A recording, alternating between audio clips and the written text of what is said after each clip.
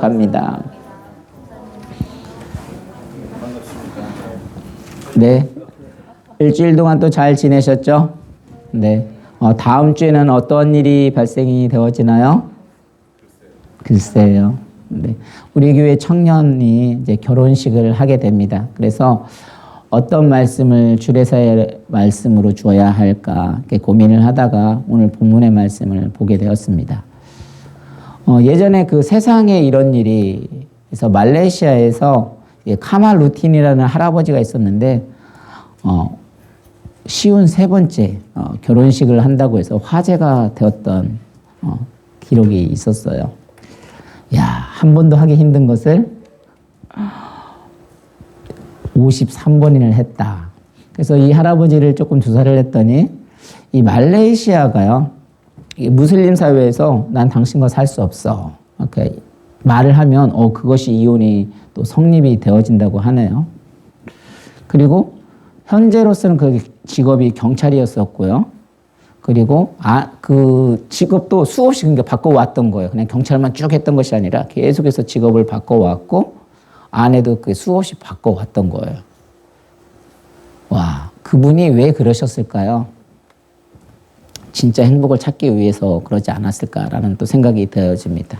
근데 그것이 왜 화제가 되었냐면, 물론 기네스북에도 이게 또 등재도 되어지기도 했었지만, 문제는 뭐냐면, 53번째가 결혼한 사람이 누구라고 생각을 하세요, 여러분은? 첫 번째로 결혼했던 1957년에 결혼했던 아내와 다시 재혼을 하게 된 거예요. 결국은 행복을 찾아서 돌고 돌아서 뭐예요? 원점으로 돌아온 거예요. 그래서 우리 성경에도 뭐냐면 하늘 아래 새 것이 없도다라고 말하는 것처럼 남의 떡이 더 커 보인다. 미국에도 뭐라고 말을 해요? 남의 잔디가 더 푸르러 보인다. 그래서 남의 것이 오히려 더 좋게 보이는 사람들을 가리켜 이르는 어떤 이런 말들이기도 한데요. 어쨌든 남의 일은 쉬워 보이고 내가 하는 일은 참 어려워 보이죠. 그래서 내가 예를 들어 긴급한 일이 있어서 이쪽에서 이렇게 택시를 잡으려고 하는데 택시가 와요, 안 와요? 오지를 않는 겁니다. 그렇게 해서 계속 기다리다 지쳐서 어떻게 해요? 횡단보도를 건너서 반대편에 갔어요. 그랬더니 어떻게 될까요? 또 거기 반대편에 택시가 와요, 안 와요? 택시가 와요? 아유, 집사님 감사한 거죠. 택시가 안 오고 그 반대편에서 아까 왔던 거기서 다시 택시가 오니까 다른 사람이 택시를 타고 가버리는 거예요. 그러니까 다른 사람들은 쉽게 일을 처리를 하는 것 같은데 내가 하려고 하면 왠지 뭐예요? 허탕을 치는 것 같은 그런 느낌이 들어가는 겁니다.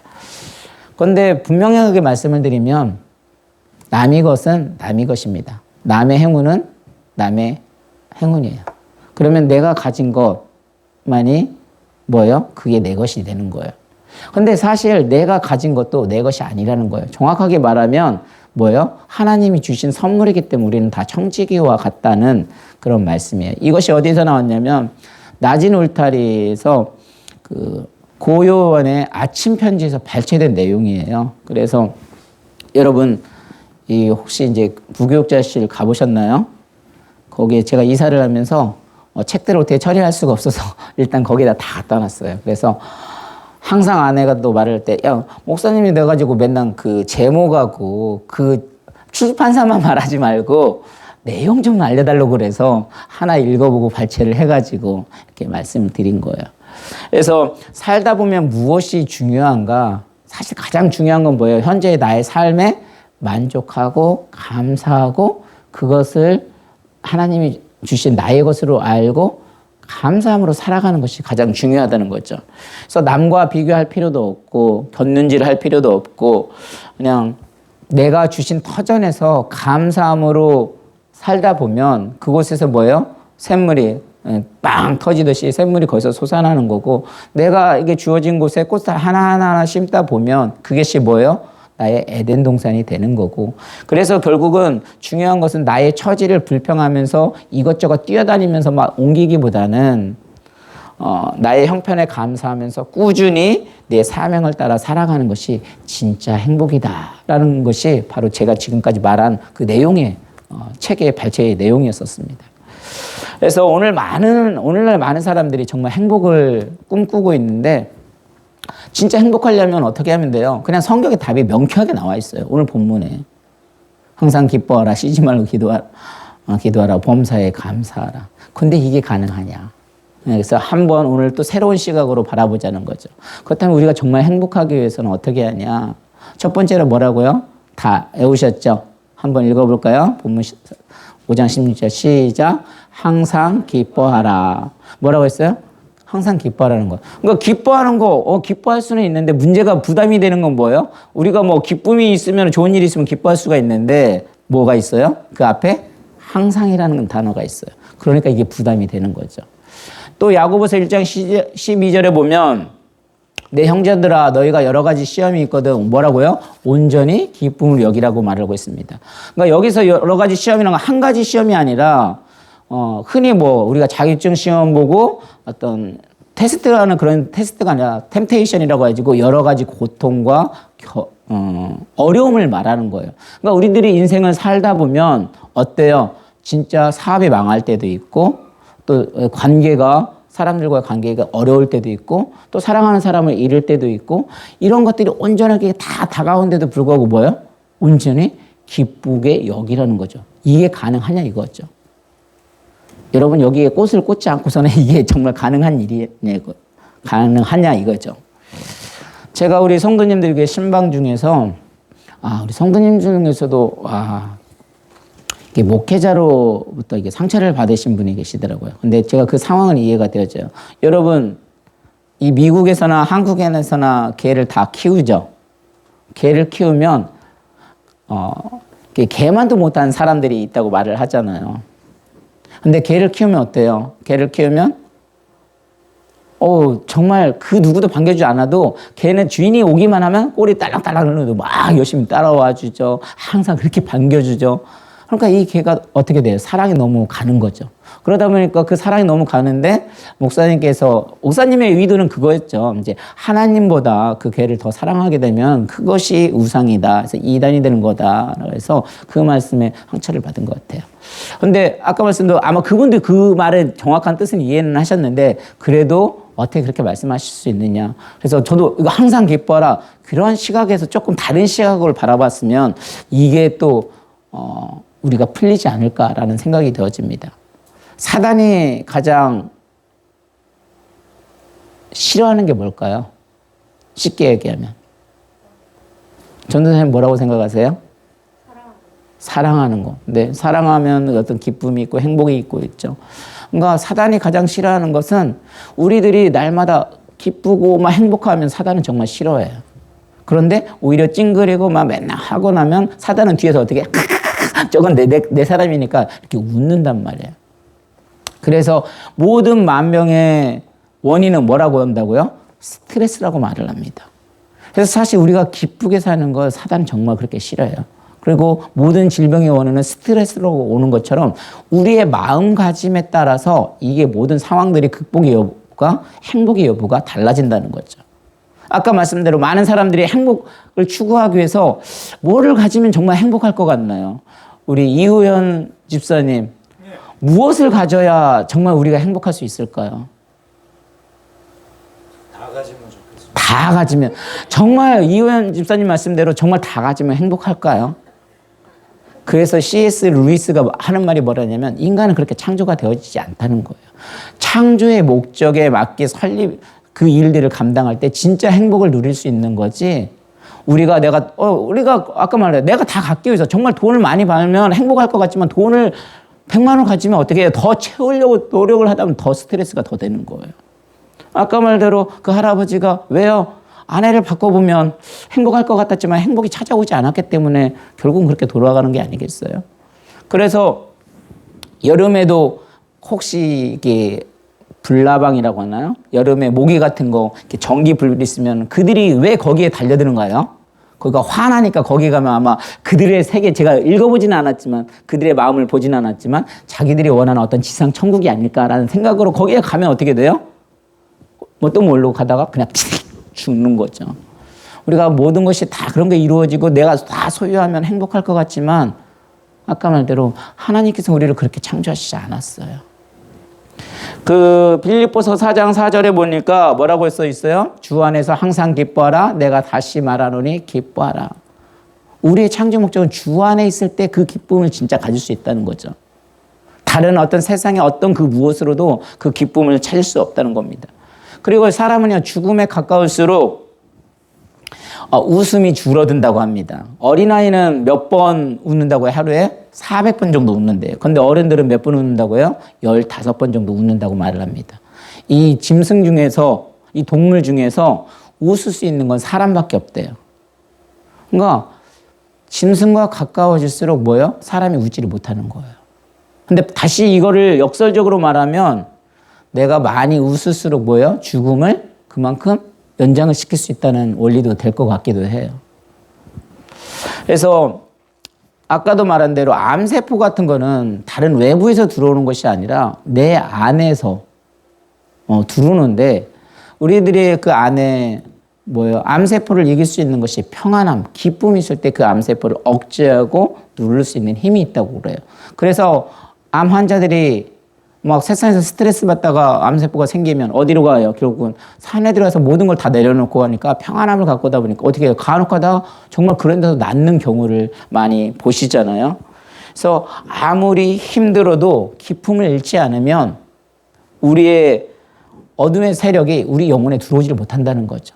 그런데 아까 말대로 이게 내 마음대로 되냐고요. 우리가 하나님의 뜻을 모르는 게 아니잖아요. 하나님은 항상 거룩하라고 나를 알으라고 했지만 우리가 그것을 행할 수 있는 능력이 없어서 그러는 거지 그걸 모르는 건 아니잖아요. 그런데 이것이 뭐냐면 주 안에서 아마 항상 기뻐하라고 말하는 것처럼 주님 안에 있을 때 그런 것들이 가능하지 않겠는가 라는 생각이 되어집니다. 그래서 저와 여러분들은 늘 진정한 기쁨을 어떤 세상에서 어떤 나의 소유로 아니면 더 많은 것으로 채워서 기쁨을 찾는 것이 아니라 정말 주 안에서 기쁨을 찾을 수 있는 또 저와 여러분이 되기를 주님 이름으로 간절히 축원합니다. 17절입니다. 읽습니다. 시작. 쉬지 말고 기도하라. 이 말씀도 그래요. 기도하라. 기도할 수 있어요. 근데 부담되는 게 뭐예요? 그 앞에 쉬지 말고 기도하라는 거죠. 그래서 우리가 흔히 생각하는 그 기도에 대한 개념으로 생각을 하면 이것도 이해하기 어려운 거죠. 여러분 기도라고 하면 뭐라고 생각을 하세요? 기도는 늘 하나님과의 소통이라고 생각을 하는데 항상 기도하면 그냥 두 손 모아서 무릎 꿇고 하는 그런 모습을 보통 그리게 되죠. 생각을 하게 되죠. 그런데 여기서 말하는 그 기도는 뭐겠습니까? 늘 하나님과 소통하는 그 마음이 더 본질이겠죠. 어떤 외적인 것보다 그 본질적인 뭐예요? 주님과의 소통하는 것일 겁니다. 그래서 쉬지 말고 기도하라는 말은 항상 뭐예요? 기도하는 모습으로 살라는 거죠. 그래서 우리는 기도해야 되는 개념을 수정을 해야 됩니다. 물론 두 손 무릎 꿇고 기도하는 모습은 정말 아름다운 모습이죠. 하나님 앞에 모든 것을 내려놓겠다 아니면 모든 것을 항복한다 여러 가지 의미들이 있겠죠. 그러나 진짜 예배는 이렇게 모여서 하는 예배이기도 하지만 우리가 뭐예요? 진짜 예배는 하나님 앞에 삶 가운데 드러나는 예배인 것처럼 기도도 어떤 형식의 모습을 갖추고 오는 것이 정말 아름다운 기도 있지만 정말 여기서 항상 쉬지 말고 기도하라는 건 뭐예요? 하나님을 그만큼 더욱 의지하고 나아간다는 거죠. 그래서 이 기도가 얼마나 우리에게 축복의 원천인지를 우리는 잊지 말아야 됩니다. 왜요? 그 기도는 앞으로 다가올 고난의 뭐예요? 최고의 예방책이기도 해요. 아까 말씀대로 우리 청년들 결혼식 한다고 하니까 얼마나 축하할 일이에요. 기쁨임에도 불구하고 한편으로는 저는 막 너무 마음이 아파요. 딸 막 시집 보내는 것 같은 그런 느낌이기도 하고 때로는 우리 아시는 분들 아시겠지만 우리가 또 청년이 이렇게 결혼을 하고 이제 또 타주로 또 가게 되어 있어요. 그러다 보니까 사실 막 이민 목회가 이래서 정말 힘들다고 하는구나 라는 막 생각이 들어가는 거예요. 근데 하나님은 항상 기뻐하라고 쉬지 말라고 기도하는데 사실 기도를 안 한 건 아닌 것 같은데 늘 달라스 우리에게 와서 제가 다른 데 가지 않고 정말 그 잠자는 시간 왜 교회에 있는 이유가 뭐예요? 그래도 하나님과 어떤 교통을 통해서 그렇게 함에도 불구하고 이런 일이 발생을 한다. 어떻게 이걸 견뎌낼 수가 있겠어요? 근데 그만큼은 뭐예요? 하나님을 의지하고 하면 또 하나님이 어떤 마음을 주세요? 그래, 더 좋은 사람 보내주시겠지. 또 새로운 사람 보내주실 거야. 그 믿음으로 해서 나아가는 거잖아요. 오늘 혹시 목회 칼럼 보셨나요? 똑같은 환자라도 뭐예요? 똑같은 환자와 의사라 할지라도 그 환자가 어떤 믿음을 가지고 있느냐에 따라서 치료의 방법이 전혀 다른 것처럼 우리가 똑같은 크리스찬에도 얼만큼 하나님을 의지하느냐에 따라서 전혀 이 모든 일은 똑같은 상황으로도 다르다는 이야기가 마찬가지일 것입니다. 그래서 많은 사람들이 시간이 없다고 또 못한다고 하지만 다른 것을 다 포기해도 그것은 포기해서는 안 된다는 거죠. 왜냐? 어떤 분은 어려울 때 기도하다가 축복을 받으면 기도를 안 합니다. 다니엘 같은 경우도 총리가 되어서도 어떻게 됐어요? 변함없이 그도 기도를 했었습니다. 그렇게 기도를 했을 때 높은 자리에 있을 때나 편할 때나 더 기도했을 때 또 오히려 축복받고 더 높은 자리에 올라갔을 때 잃어버릴 것들이 사실 더 많잖아요. 그러면 어떻게 돼요? 더 기도해야 하는 부분들이 또 사실이잖아요. 그래서 우리는 어떠한 경우에더라도 기도의 생활이 사실 흔들리지 말아야 됩니다. 그래서 많은 고민을 했어요. 우리가 이게 큐티를 하는데 원래 목적은 우리 성도님들을 같이 세우고자 하는데도 사실 못 들어오다 보니까 이게 그럼 또 혼자 준비하는데 너무 힘이 들고 어려운 거예요. 이걸 또 포기해야 하나? 아니면 그냥 또 어쩌기를 해야 하나? 그래도 좀 힘들어도 그래서 우리가 여지까지 코로나로 인해서 어려움이 있다면 정말 다시 한번 준비하고 개구리가 움츠렸다가 탁 멀리 뛰는 것처럼 정말 다시 한번 기도하자는 마음으로 각자 5월에는 여러분이 각자 묵상을 하시고 6월에는 그냥 이제 새벽기도 여기 아예 나와서 사실 바쁜 생활 일정 가운데 또 교육자들도 다 일을 하고 있잖아요. 얼마나 피곤한지 알고 있거든요. 그럼에도 불구하고 이런 부분이 우리가 하나님과 또 세워질 수 있는 부분이겠다. 그것이 더 의지하는 힘이 되겠다라는 마음으로 또 조심스럽게 또 시작을 하려고 합니다. 그래서 우리가 진정 행복한 삶을 살려면 기도하는 마음으로 살아야 한다는 사실을 꼭 잊지 않는 저와 여러분이 되기를 주의 이름으로 간절히 축원합니다.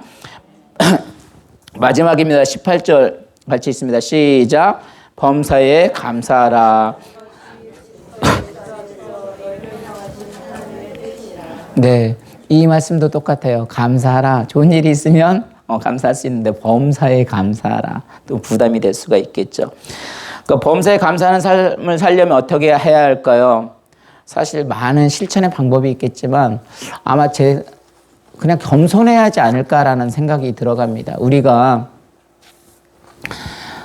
겸손하다는 건 다시 말해서 눈이 너무 높으면 어떻게 돼요? 다른 거 쳐다보다가 내가 가진 것도 잃게 되는 경우도 있습니다. 반대로 눈을 낮추면 배우자와 자녀가 적어도 나보다 나은 존재로 보입니다. 그러면 감사한 마음이 들고 그 마음에 행복도 찾아오게 됩니다. 아까 말대로 그냥 주님이 주신 것에 이게 감사하자고 하면서도 제가 어떤 더 부흥을 통해서 많은 것을 어떤 그게 욕심일 수도 있고 하나님이 주신 어떤 사명이라고 들 수 있지만 그런 것들 너무 높여버리면 그걸로 인해서 오히려 스트레스를 받는다면 이게 더 어려움이 되겠다. 또 귀도요. 높으면 말씀이 잘 들어오질 않습니다.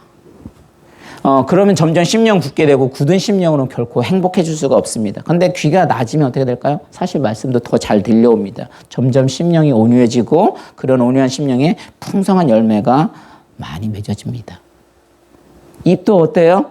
입이 높으면 아무리 좋은 음식을 주어도 그 음식이 별로 맛없게 느껴져요. 근데 입맛을 낮추면 어떻게 돼요?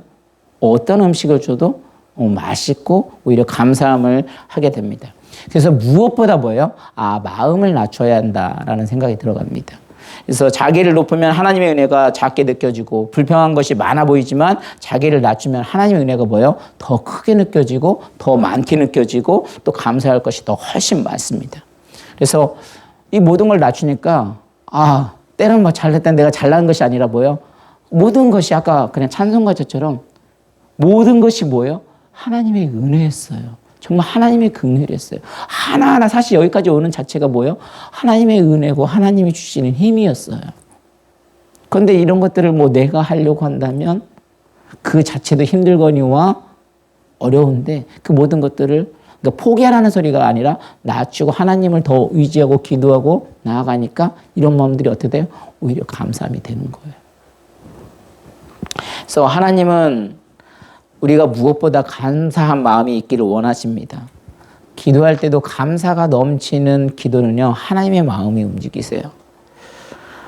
빌립보서 4장 6절 7절 한번 같이 읽어볼까요? 시작. 아무것도 염려하지 말고 다만 모든 일에 기도와 간구로 너희 구할 것을 감사함으로 하나님께 아뢰라. 그래야면 모든 지각에 뛰어난 하나님의 평강이 그리스도 예수 안에서 너의 마음과 생각을 지키시리라. 아멘. 사람들은 뭐냐면 먼저 감사할 일이 생기면 감사하겠다고 하지만 하나님께서는 뭐라고 말을 해요? 먼저 너희 구할 것을 감사함으로 하나님께 아뢰라. 먼저 감사함으로 하나님께 기도하라. 그러면 내가 응답해 주시겠다는 말씀이에요.